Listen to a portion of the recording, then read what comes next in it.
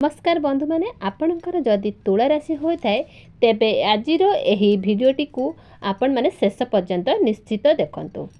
सेथिपई आपण भिडियोटी को स्किप न करी थरे मात्र शेष पर्यंत निश्चित देखिले कारण आपण मानक तुला राशि व्यक्तिविशेष मानकर जीवन एही पवित्र महाशिवरात्रि ठारू बदलिबाकू जाउछि।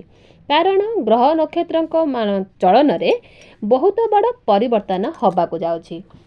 कारण ग्रह नक्षत्र चलन रे एक बहुत बड़ परिवर्तन होबाकू जाउछि, जहा द्वारा आपणक जीवन रे चलीथिबा समस्त दुख कष्ट एवं समस्यार अंत होबाकू जाउछि एवं पुणी थरे आपणक जीवन को खुशी फेरिबाकू जाउछि।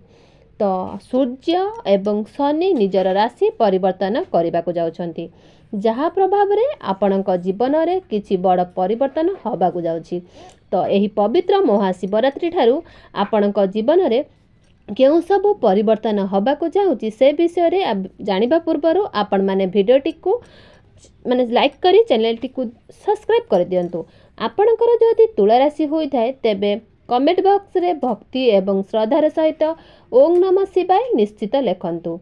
तो बंधु माने पूर्वरु आपणकर धन जनित समस्या देखा देउथिला, आपण ऋण नेथिले किंतु ऋण सुझिबाकू सक्षम होई नथिले, स्वास्थ्य जनित समस्या मध्य आपणकर खराब रहुतिला, घर परिवार रे खुशीर वातावरण भी नथिला, आपणकर शिक्षा क्षेत्र रे मध्य आपणक अनेक समस्या देखा देउथिला, आपणक अଯଥା खर्च मध्य होउथिला, समाज रे आपणकर मान सम्मान कम हो जाइथिला, आपणको चाकरी प्राप्ति भी होई पारु नथिला, संतान संपत्ति पाई मध्य आपणक चिंतित रहुथिले।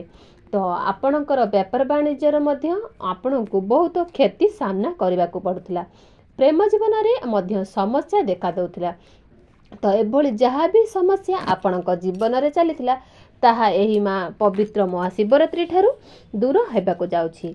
तो आपणक जीवन रे पुणी थरे खुशी फेरिबाकू जाउछि, आपणक जीवन रे पुनर्बार बहुत बड़ नूतन सूर्य उदय होबाकू जाउछि। तो बंधु माने शुक्र होचंती धन धानिकर कारक एवं शुक्र को माँ लक्ष्मीकर स्वरूप बोली मना जाई थाए। यह व्यतीत शुक्र होचंती आपणक राशिर अधिपति। शुक्र आपणकर षष्ठ भाव रे उच्चस्थ अछंती, बहुत भल स्थिति रे मध्य अछंती। षष्ठ भावटी होई थाए आपणकर रोग ऋणर शक्तिर भाव। शुक्र आपणकर षष्ठ भाव रे रही आपणकर द्वादश भाव को ही देखुचंती। द्वादश भावटी होई थाए आपणकर जा फल रे आपणको कोनोसी एमएनसी कंपनी जॉब भी आसी पारे।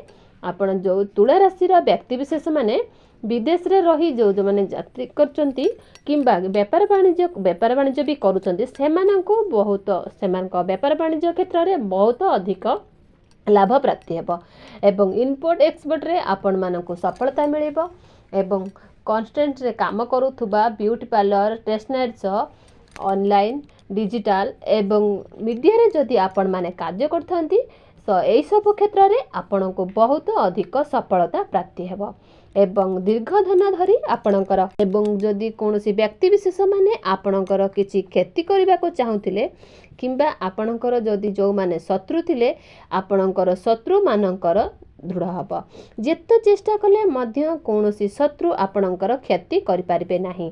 समस्त रोगर मध्य आपणको मुक्ति मिलि जिवो, आपण निजको स्वास्थ्यवान अनुभव करिवे, आपणकर स्वास्थ्य बहुत भल रहिबो एवं पूर्वर जदि आपणकर किछि ऋण नेथिले एवं आपणक ऊपर ऋण करजर भार बढ़ी जाइथिला एवं से सबु ऋण करज को सुझिबारे सक्षम आपण नथिले तो एही पवित्र महाशिवरात्रि परे आपणकर समस्त ऋण करज सुझिबारे सक्षम हेबे।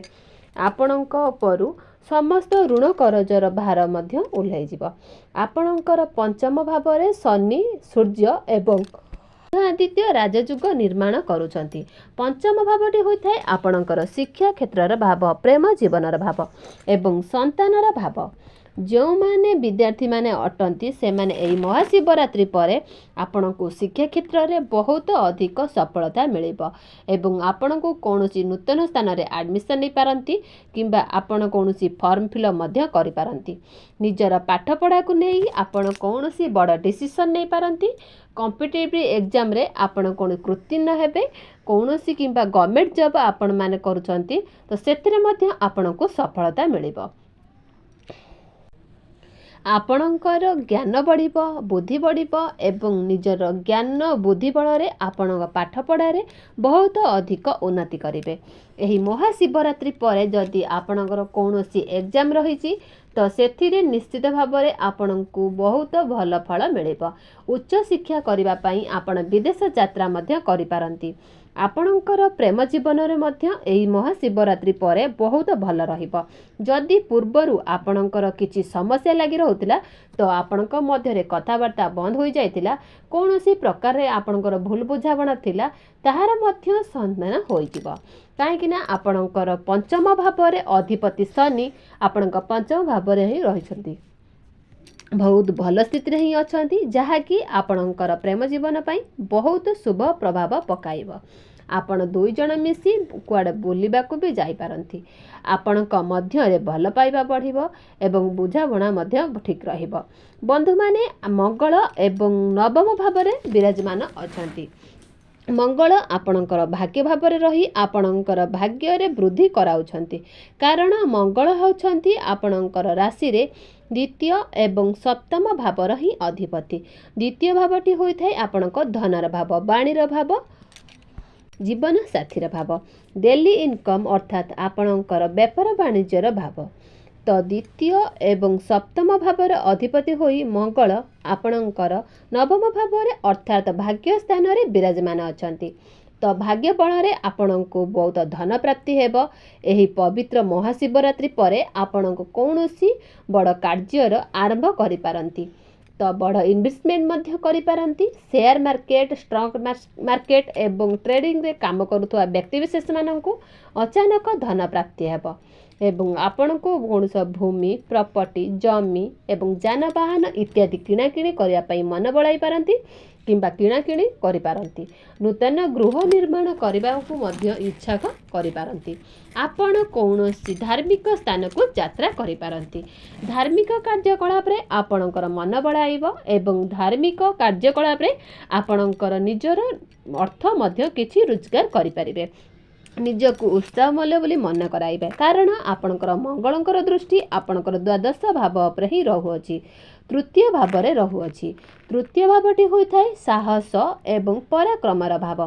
ତ ଆପଣ ନିଜ ଭାଗ୍ୟ ବଳରେ ନିଜ ପ୍ରତ୍ୟେକ କାର୍ଯ୍ୟରେ ସଫଳତା ପାଇବେ। ତେବେ ଅଧିକ ଶୁଭତା ପ୍ରାପ୍ତି କରିବା ପାଇଁ ସେସବୁ ପ୍ରତ୍ୟେକ ଦିନ ମହାଲକ୍ଷ୍ମୀଙ୍କର ପୂଜା ଆରାଧନା କରନ୍ତୁ ଏବଂ ପ୍ରତ୍ୟେକ ଦିନ ଆପଣ ଶୁକ୍ରଙ୍କର ବୀଜ ମନ୍ତ୍ର 108 ଥର ଜପ କରନ୍ତୁ ଏବଂ ଗୁରୁ ମଧ୍ୟ ଯେହେତୁ ଅଷ୍ଟମ ସ୍ଥାନରେ ଅଛନ୍ତି ତ ଗୁରୁଙ୍କର ବୀଜ ମନ୍ତ୍ର ମଧ୍ୟ 108 ଥର ଜପ କରନ୍ତୁ। ତ ପ୍ରତ୍ୟେକ ଦିନ ଆପଣ ଉଦିତ ସୂର୍ଯ୍ୟଙ୍କୁ ତମ୍ବା ପାତ୍ରରେ ଜଳାର୍ଘ୍ୟ ଅର୍ପଣ କରନ୍ତୁ ଏବଂ ପ୍ରତ୍ୟେକ ଦିନ ସନ୍ଧ୍ୟାରେ ଆପଣ ହନୁମାନ ଚାଳିଶା ମଧ୍ୟ ପାଠ କରନ୍ତୁ। ନିଶ୍ଚିତ ଭାବରେ ଆପଣଙ୍କୁ ଅଧିକ ଶୁଭତା ପ୍ରାପ୍ତି ହେବ ଏବଂ ଆପଣଙ୍କ ଜୀବନ ମଧ୍ୟ ମଙ୍ଗଳମୟ ହେବ। ତେବେ ବନ୍ଧୁମାନେ ରହିଲି, ଦର୍ଶକ ବନ୍ଧୁ, ଜୟ ଜଗନ୍ନାଥ।